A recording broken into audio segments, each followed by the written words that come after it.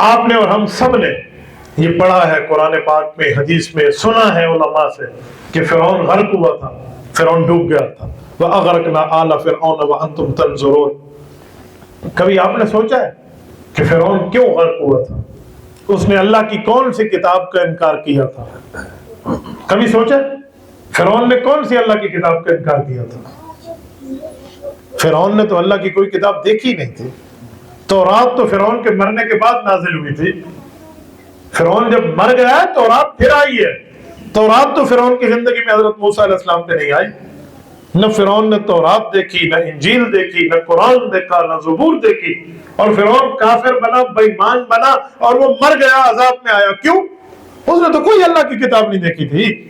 یا تو فرعون کوئی اللہ کی کتاب دیکھتا، موسیٰ علیہ السلام پہ تورات اتری، تورات کی آیت حضرت موسیٰ نے سنائی، فرعون نے کہا نہیں مانتا، کافر ہو گیا، پھر سمجھ آتا ہے یوں نہیں ہے۔ فرعون نے تورات ویکھی کو نہیں تو فرعون پڑھ گیا۔ کیوں؟ اس کی ایک ہی وجہ ہے۔ یہ علامہ شمس القفانی رحمہ اللہ کا نکات فانی سے جملہ پیش کر رہا ہوں، وہ فرماتے ہیں ایک ہی وجہ ہے، فرعون نے موسیٰ علیہ السلام کی حدیث کا انکار کیا تھا۔ فرعون نے حدیث موسیٰ کا انکار کیا تھا، تو وقت کے نبی کی حدیث کی اتنی اہمیت ہے کہ اللہ نے اسے فرعون بنا کے غرق کر دیا تھا۔